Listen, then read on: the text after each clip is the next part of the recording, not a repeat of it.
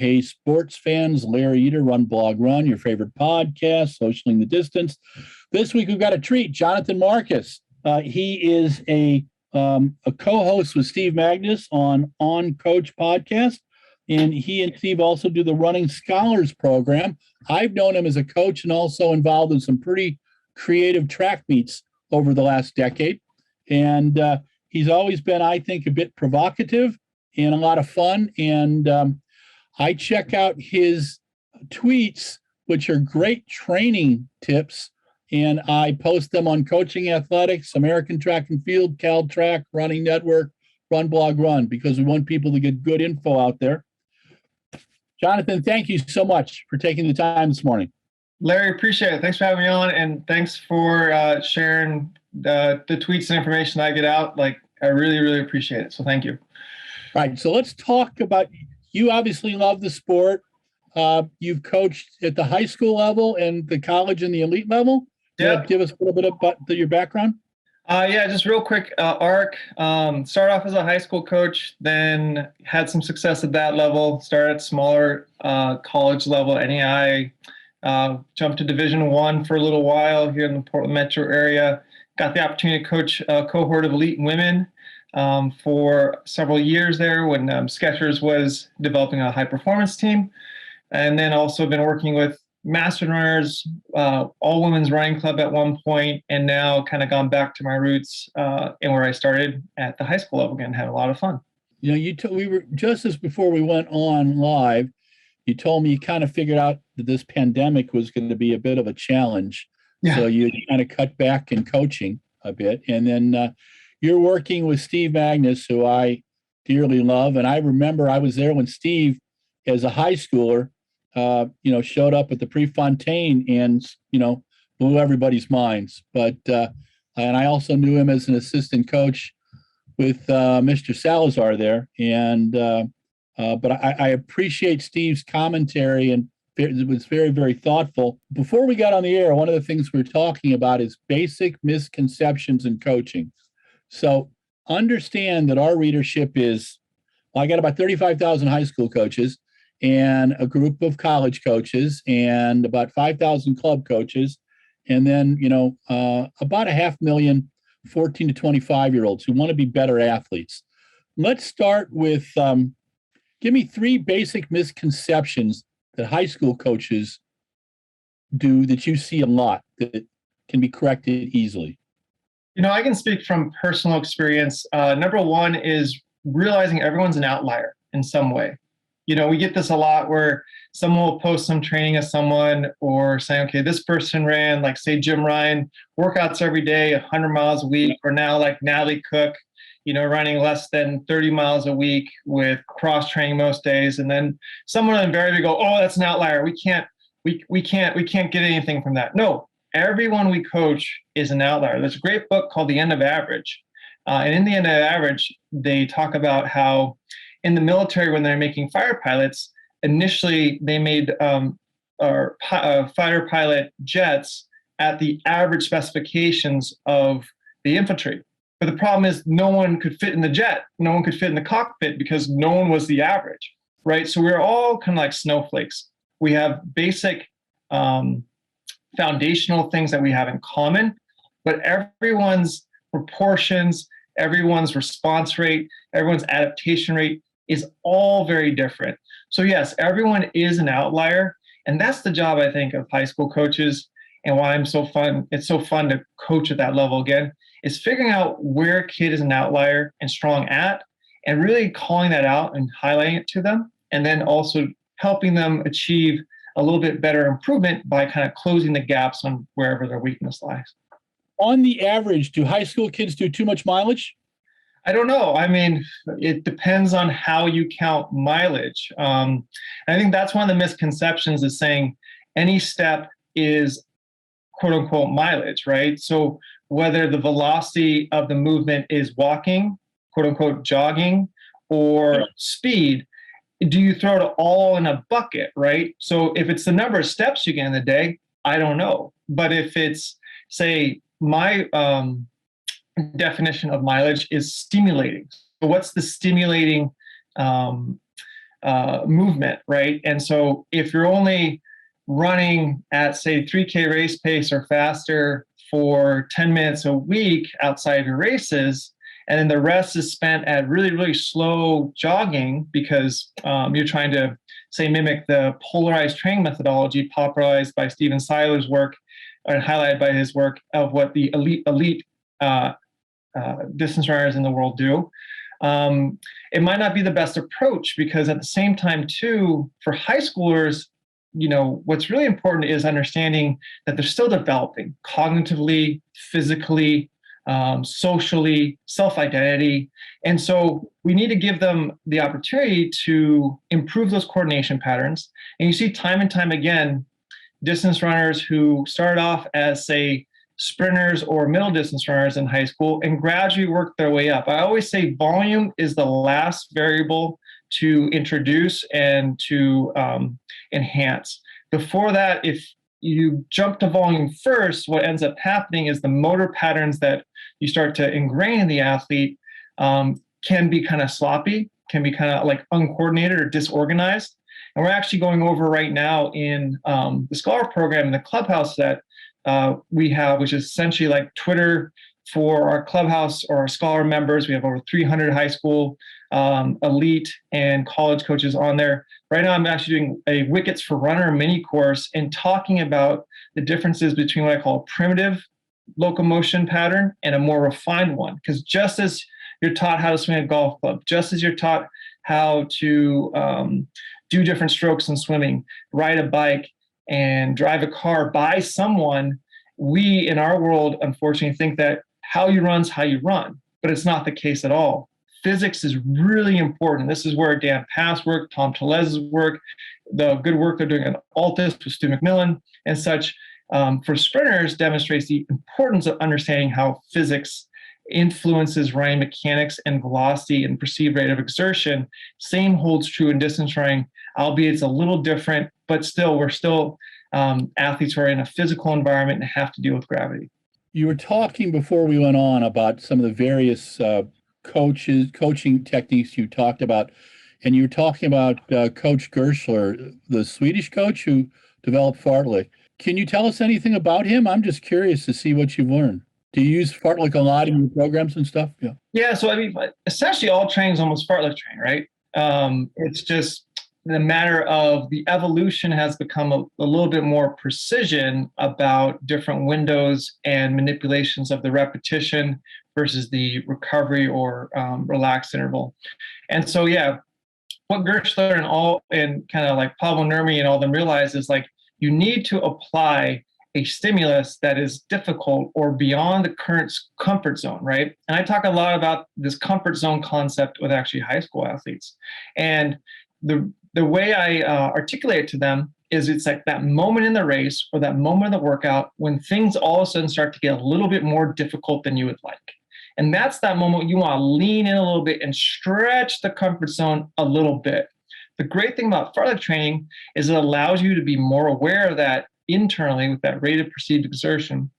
And, Dr. Carl Foster's work demonstrates that the rate of perceived exertion is actually the best probably guidepost an athlete has, because you're telling the feedback you're getting and sensations you are experiencing are a better measure of how difficult something is than if a coach tells you to run at XYZ pace, right, for a time, for a rep. And the beauty of Fartlek training is it allows you to stretch the comfort zone a little bit, and then you go a little bit beyond that, maybe from this tree to that tree, from this lamppost to that lamppost for 30 seconds, what have you. And then you back off, recoup a little bit, and then do it again based off what you can do that day. And so rather than have these very overly prescribed workouts, which I think, in the West, we tend to take a very prescriptive approach to training, it gives a lot more autonomy to the athlete to move and stretch based on how they're feeling that day. And I think that's a very empowering thing that you can gift to any athlete at any level, whether it's high school or even if they've been training for a long time and have omitted kind of the more organic or original fartleks from their work. What you seem to be encouraging is bespoke workouts. Really, that each athlete has a little bit different. And I recall a coach I had at DeSmet back in the 70s when he described Fartlek. We had the state champion in the 2 mile and me running 14 minutes for 2 miles. And we were doing the same kind of thing, but obviously his effort was at his level. My effort was at my level.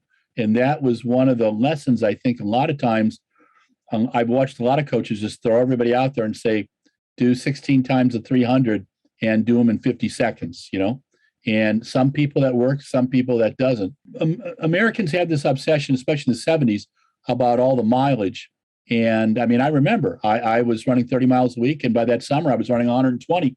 And, I made it for 12 weeks and my body kind of said no. And I went back down to about 60 and gosh, I improved, especially at the high school level. We've got, 900,000 kids out there doing distance running. And my guess is that, well, 1/3 of the coaches are English teachers and they may be doing their daily running. Maybe they're training for the Boston Marathon.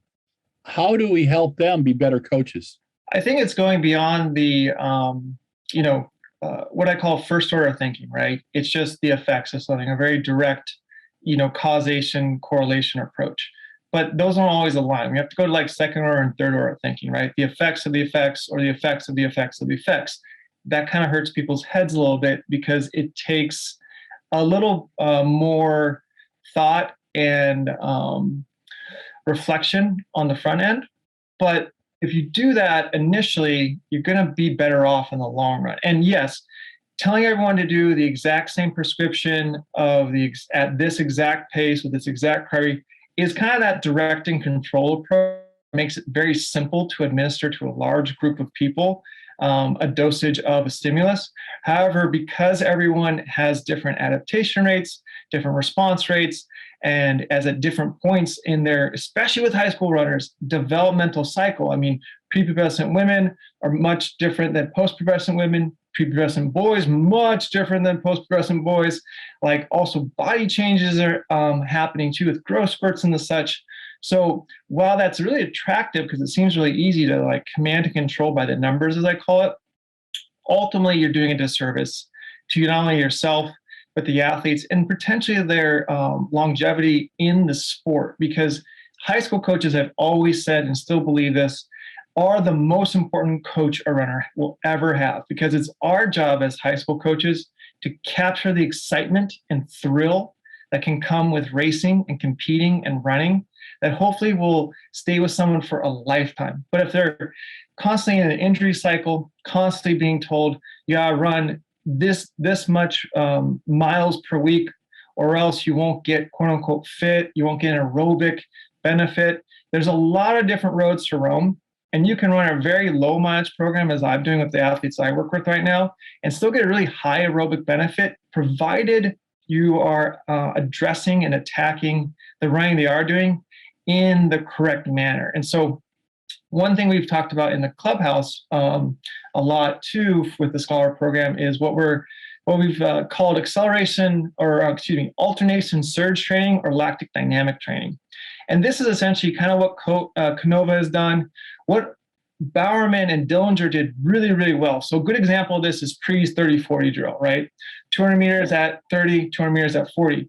But you don't need to do 30-40. I mean, I have, say, my top high school runner who's almost a 9 flat 3K guy, 410, 1500 meter guy. He's doing 35-45, and he's doing a mile to 2K worth of that, take a break, and do multiple sets of that. And that's it. That's all the running is. So what's interesting is if you do this style of training, it has a very big mitochondrial stimulus that improves not only efficacy, but also biogenesis and population of mitochondria, right? So you can do it either way. We know we have research that shows a high volume, lots of work can create more mitochondria in the cells and in the muscle tissue, but also too, higher intensity work that's really targeted can do the same thing. And that's the beautiful thing about the human body.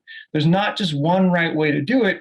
We always have backups on backups where 2 eyes, 2 ears, 2 kidneys, if something goes wrong, we have a backup and we can still function, or there's an alternative route one can take to get a similar benefit. It just matters which route you want to go. If our readers wanted to get involved in your Running Scholars program, how can they do that? It's pretty simple. You can go to the On Coaching podcast, Steve's website, The Science of Running, my Twitter, and you can sign up. It costs $1 a day. We try to keep it as cheap as possible. If you sign up for a whole year, it's 89 cents a day. We got some amazing coaches who are already a part of the program. Mike Smith, my good friend from NAU, is in there, and he loves it. Yeah, I mean, he's said, "Oh man, it's always helping me think of new ideas." We got several high-end coaches from like the UK who are club coaches who are on there and contributing. I mean, there's a lot of people who are in there. Luke Humphreys is another example of, Hanson's family. Yeah, I mean, and everyone's contributing. That's the thing. It's not just me and Steve going off and saying this and that. The beauty of the clubhouse is it's a forum of curious, like-minded, supportive coaches who are all trying to help each other get better. And, just an example is a coach was saying, I have a girl coming back from a stress fracture. It's my first time dealing with something like that. How do I ensure and get this loading pattern? And like 3 or 4 different coaches came in with like scientific studies and their, protocols and what works for them and things to avoid. And so, and this is like throughout the world, these people are chiming in, and that coach left the discussion just being, okay, I feel really empowered that now I can kind of graduate her back into running without getting her back in the injury cycle. And that's what it's all about. We've talked in the past, I think, about, and I've observed off your tweets, your concern about how people put training together. And I remember training with Rob DiCostello in 1984 for 3 weeks. Tim Gruber, my training partner, and I, we went out on his Sunday runs. We went out on, he did this amazing workout. It was 8 times a 400 in 62, 63 with a 200 float.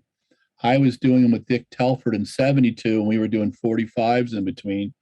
And I got into my fittest shape of my life, but watching them do that. And then Rob was big on, his brother-in-law was a physical therapist. So he got a massage every day because he hated stretching. And he did 1 track workout a week and 1 hill workout, which is what we changed to.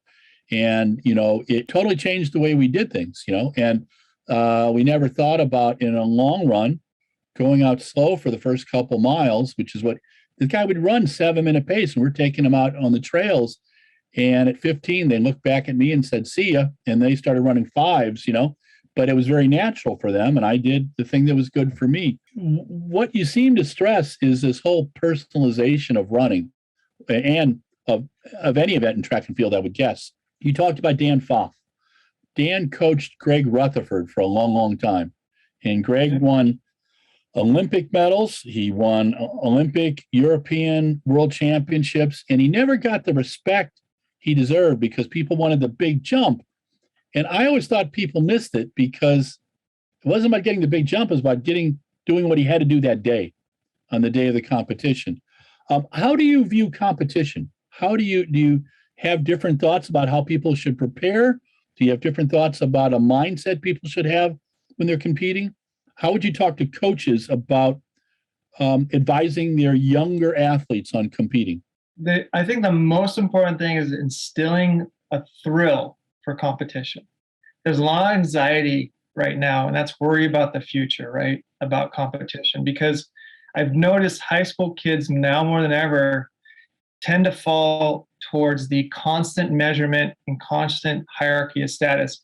And in some ways, yeah, the DieStats and athletic.net of the world have helped, but in other ways they've hurt because, a kid will win a race and have a really good kind of like breakthrough performance where they stretched the comfort zone, they took the lead, they did things they never did before, but yet because the time wasn't some amazing world, beater, tweet worthy, Instagram post worthy type time, they feel like it's less than. And, one year I was actually the Brooks PR invite elite coordinator. And it was really interesting to get a lot, intersect a lot of athletes and coaches who would want their athlete to compete at the Brooks PR meet. And they're like, oh, but they're the 12th fastest person in the nation. And because they got, 10th at the Arcadia Invite. And you keep looking at the athlete and it's like mid-pack, 10th, 9th, 10th. And it's like, yeah, they had this one fast time that kind of elevated at the height of all the other times in the nation, but they've never were ever in the conversation to win. And yet, when you look at, say, smaller school athletes or athletes who might not have exposure in the big meets, they tend to have a winner's mindset. They take risks. They're okay being vulnerable, being exposed to the outcomes of maybe I am not going to get the time, maybe I'm not going to get the win, but darn it, I'm going to go for it. And I think that's more than ever we have to safeguard against that status-seeking impulse that high school kids have, and also coaches might have too, to say, all that matters is time. Time's the only thing. It's the thing that we can, evenly and simply compare across all levels, across all abilities, across everything. But we know simply that's not the case, especially with high school kids. I've seen high school kids, and a lot of the work I did before this, right, you alluded to, with putting on a lot of the boutique meets and founding a lot of the boutique meets that are now commonplace in middle distance running in America, with the USATF Middle Distance Classic, Portland Track Festival, Adrian Martinez. The goal was to get everyone together and just go for it. And we did that. Everyone got together and we went for it. We had pacers, we had everything. And lo and behold, the average American middle distance time started to elevate in the last 10 years because of it. And it's been great. But we have to understand, competition is the key, not just, I remind athletes all the time, if we wanted a time trial, we'd wait until the perfect day at the home track, until you felt really fine and really good. And I would actually go out and pace you and we time it. And then lo and behold, you'd have this fast time. But the key about competition, and the thing I think a lot of people struggle with in embracing competition, is the unknown quantities that you're dealing against, which is the other people. People hate uncertainty.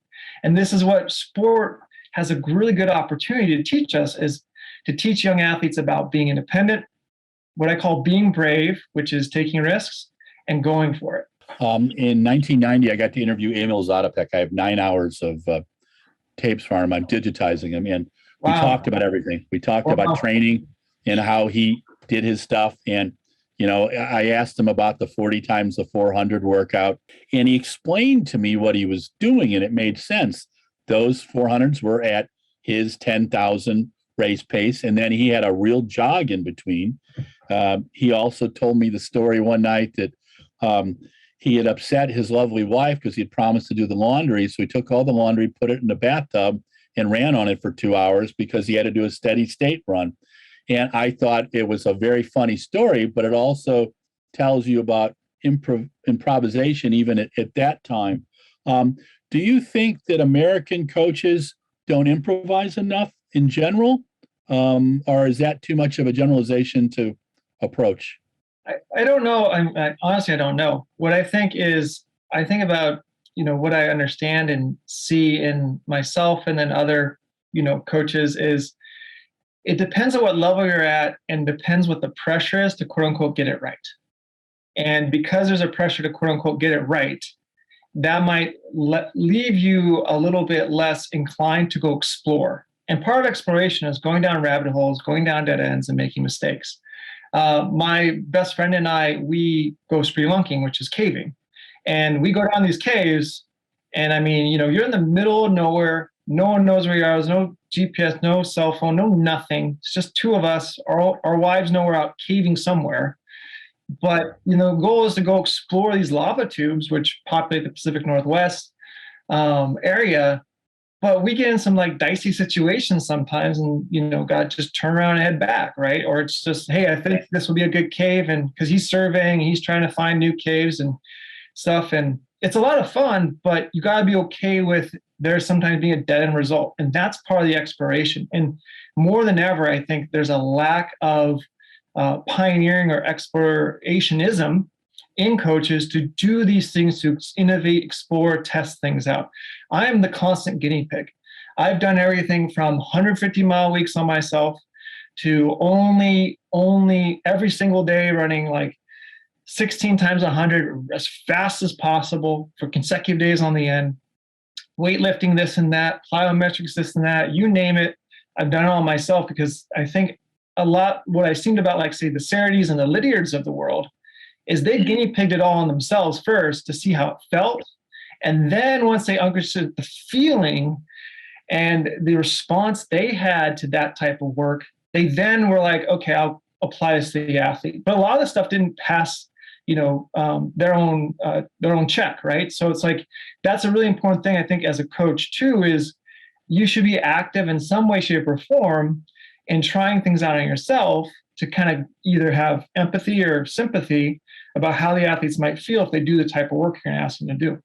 I recall, so we brought Arthur Lydiard to the U.S. in 98, 99, and about 20 places around the country went and talked. In Madison, Jerry Schumacher was still coaching, and Jerry and Pascal sat down with him. We actually had dinner with Arthur afterwards. And what I was fascinated with Jerry about is his continuous wanting to learn and asking questions. And Coach Pfaff said this to me one time too, is that a coach should try to learn something new every day. Is that where you see the most creative coaches and the best use of our coaching brain? 100%. I got to hear really early on Coach Joe Vigil speak, and he was like, I'm up at 4 a.m. every day reading something new, right? And being friends with Steve Magnus too, like, he's a very intelligent guy. So in order to keep up, I got to be coming with new things to the table as well. So that's where I developed a love of reading. I'm reading at any time 3 or 4 books. I'll finish 3 or 4 books in a week. It's just a constant stream of exposure to new thoughts and ideas. Now, I don't take everything as, gospel, but you want to have an open mind and consider it. And I think that's the most important thing that we're seeing, unfortunately, play out in, today's zeitgeist, is a lot of closed-mindedness about a dichotomy of this or that, either or, right? You are either a high mileage program or you're low mileage program, no in between. And it's like, no, at different times for different people at different points in their development, it makes sense to maybe do a more higher quality, lower volume approach, and then swing the inverse at other times, right? And that's always what we're trying to do with training, is find the stimulating load. In talking to Kenyan athletes, I remember Henry Rono. Henry told me he didn't start running until he was like 16, 17. And a lot of the guys, and I've got a writer, Justin Legato, over in Kenya now. He's in I-10, and he interviews athletes for us. And we see this a lot. They've done other activities. Michael Johnson, when I interviewed him, Michael said the thing that terrifies him about American track athletes is the specialization.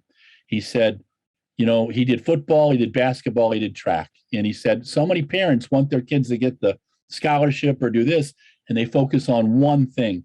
If you were talking to a room full of young, enthusiastic parents who had kids who wanted to do sports, what would you tell them about getting involved in track and field, trying other activities? How would you approach that? I think the word is diverse sampling, right? It comes from my college teammate who wrote Range, David Epstein. And this concept of diverse sampling is so key, time and time again. And we see this over and over and over, is when you specialize early, you omit the ability to have a diverse sampling of activities, experiences, situations.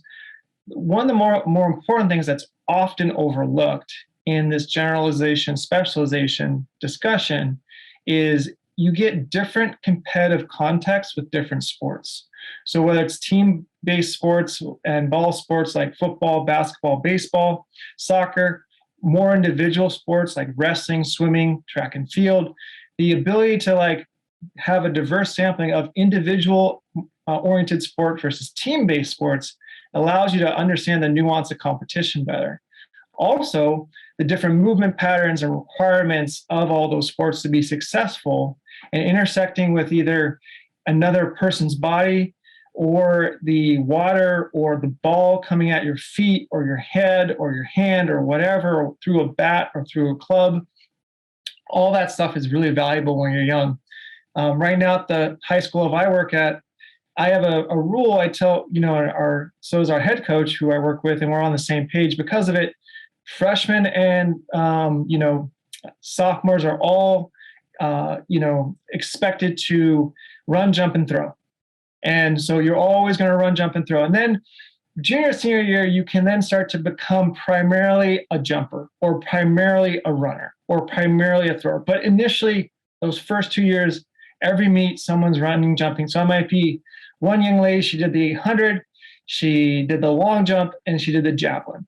And that's really healthy. And that's what track can lend itself to with the right mindset early on, is even within the sport itself, diverse sampling. But so often we say, oh, you got to start early, and the earlier the better. The only sport that really works for right is gymnastics. We have seen in the last 20 years the rebirth of the club system in the United States. And from Pete Ree in the Carolinas and the magnificent work he's done there, which I don't think he gets the credit for. Definitely not. Yeah, to Jerry, Schumacher with Bowerman, and many forget that Jerry was a longtime college coach before that. And in that time, we've seen an incredible rebirth in American distance running on the male and female level. Do you think the club system in general is good for what we're doing in the U.S.? I think opportunities are good, right? And that's where the dearth had been for a long time, was competitive opportunities, and then cloistering or gathering of like-minded people, whether it's on a day-to-day basis as a club system, or even just within a set kind of like series or programs of competitive meets throughout the U.S. And that's really like when we started Portland Track Festival, or even the Middle Distance Classic, formerly Oxy High Performance, the goal was to make the barrier to entry very low. Because what would happen is, say with the Diamond League or the World Athletics events or pre-classic, was the barrier to entry was so high. If you weren't already there, how the heck would you be able to get to a meet to then propel you to in that upper echelon? And unfortunately, what's happening is, we're starting to see that kind of creep into all those meets I helped found it, is the barrier to entry is now creeping a little higher and higher and higher, where I think it needs to stay lower, because we need to provide an entryway. And that's why some of the work Jesse's doing with Sound Running and the Sunset Tour is, really, really valuable. And we need more of that type of work, because without the entry of opportunity, whether it's a training environment, coaching, club situation, and most importantly, competitive situation, we're not going to see the next generation or future generations of people be able to elevate and become the next group of stars, and hopefully idols that then will pass down to the generation after them. And that's what it is. It's a cycle. If we don't understand it's a cycle, that's, I think, where we fell into a lot of trouble in, like, say, the 90s and early 2000s, is the cycle kind of stopped at the college level. And unless you're like the cream of the crop who could get into those high level world athletic meets, it was just like, well, there's no opportunity, so I might as well go on a different path in life.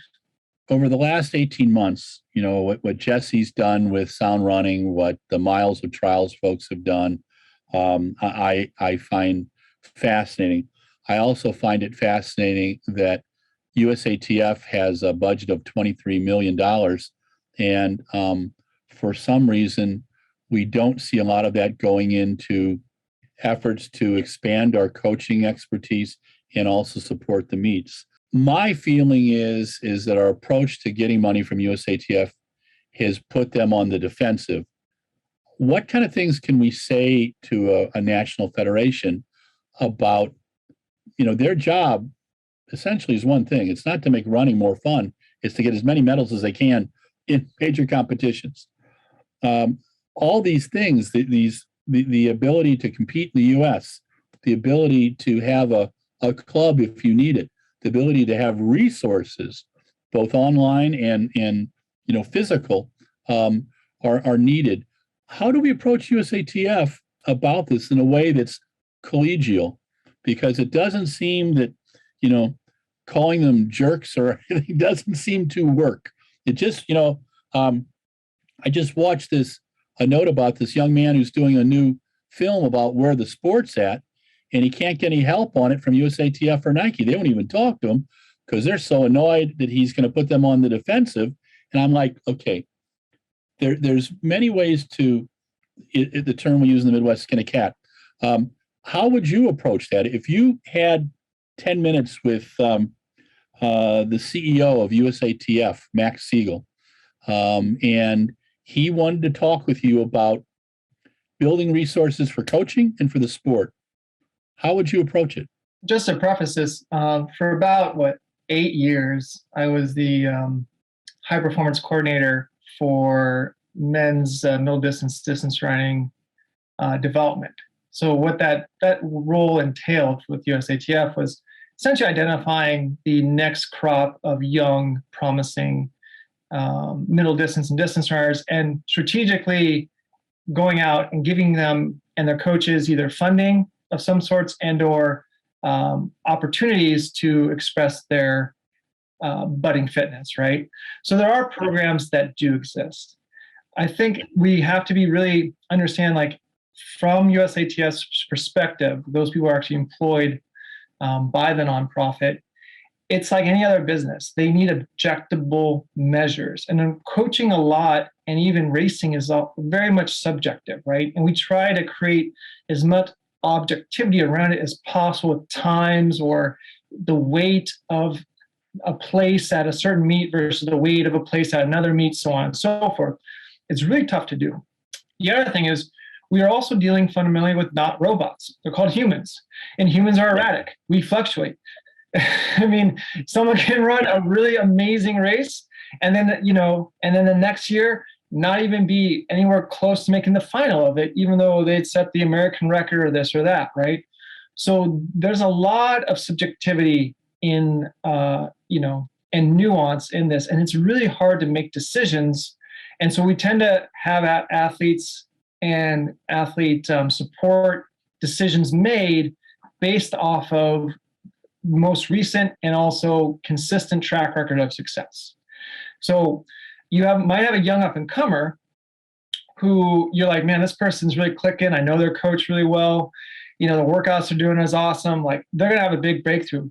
You can just see it, right? Because of the pulse you have, say, as a development coordinator on what's going on. Then we would try to take that case, so to speak, and present it to, say, Duffy Mahoney or people at a little higher up and say, I think you should give them money or funding or opportunity because X, Y, Z. And they would say, okay, well, you get only so many quote unquote cases a year, and we'll see how they shake out. And then if that kid doesn't maximize that opportunity of saying, hey, we got you in the B heat of the Prefontaine Mile, and we want to see some Bravo performance, or they don't make it like close to the podium in the USATF championship outdoors, then that was kind of their one shot, because USATF's not in the risk-taking business. They're in the medal certainty business. And so talking to Matt Siegel, talking to any one of those higher up folks, you have to deliver a compelling case that demonstrates the certainty of this medal acquisition or potential medal acquisitions so long and so far down the road. It's like Kira D'Amato, who set the American record in the marathon.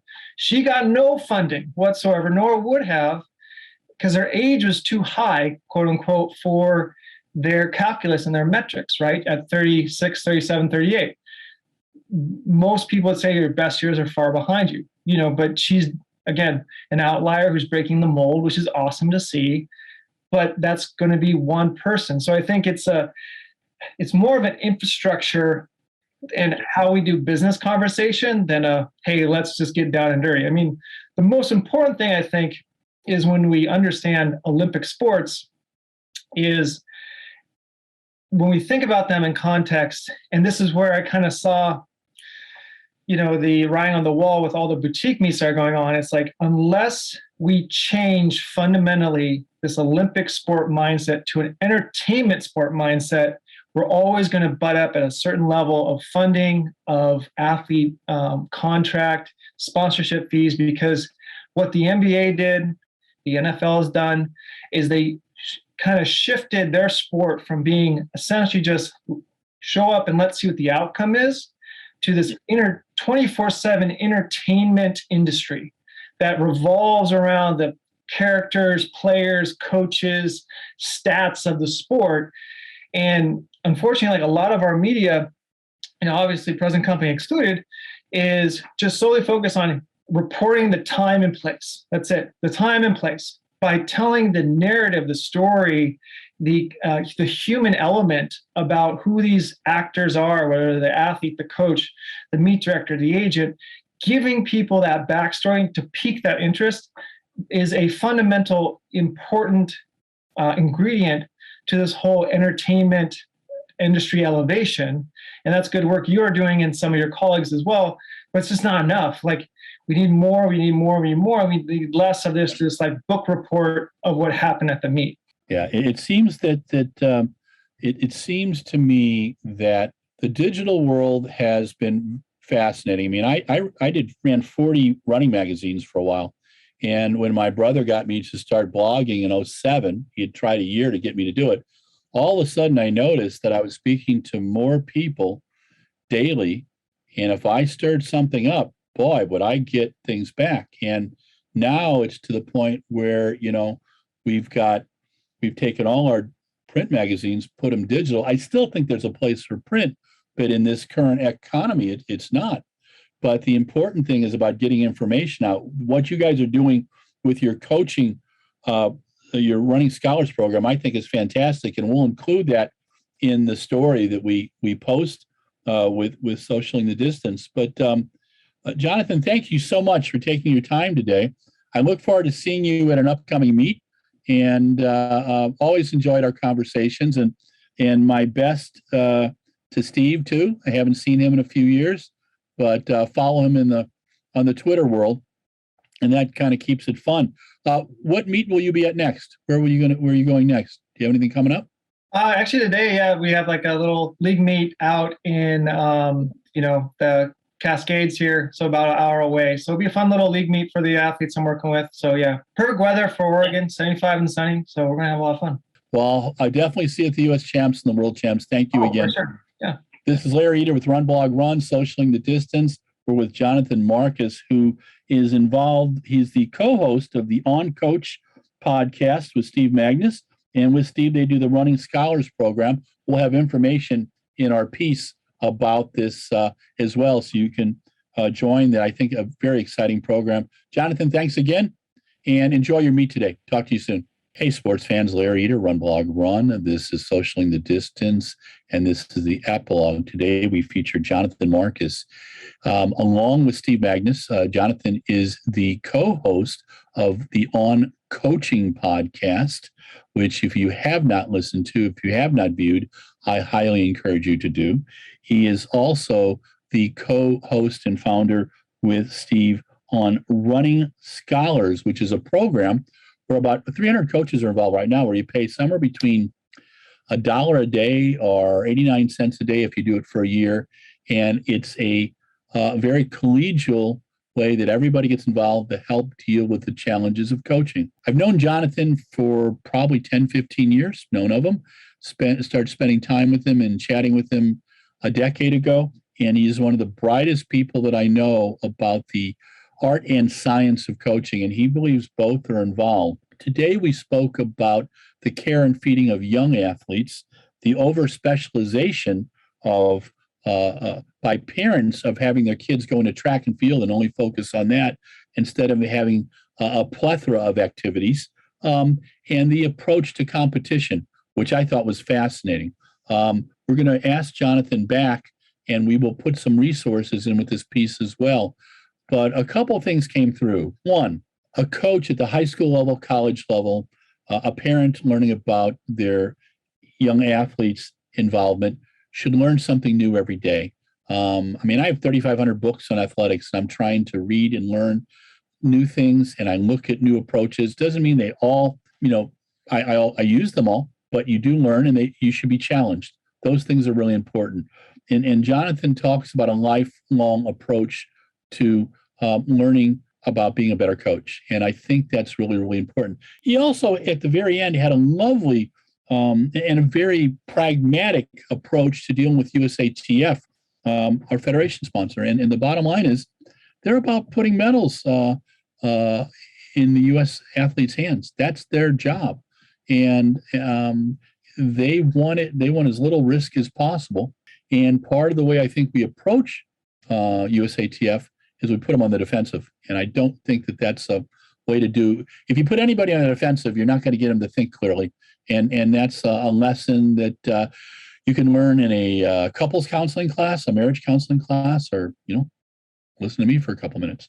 But I encourage you to listen to the entire podcast by Jonathan. We extended it, I believe, 10 minutes, just because I learned stuff new from Jonathan every moment he speaks. He's coaching high school right now, and I think those unlucky group of kids and unlucky group of coaches. And we wish him the very best and hope to see him outdoors in Oregon soon. But this is Larry Eder with RunBlogRun. Run, jump, and throw today. Tell someone you love them and stay safe. Talk to you soon. Oh, and thanks to Mike Deering, our creative and production manager at the Shoe Addicts, who manages all this and attempts to manage me on a daily basis. And I think that, some days I can be a challenge. Thanks, Mike.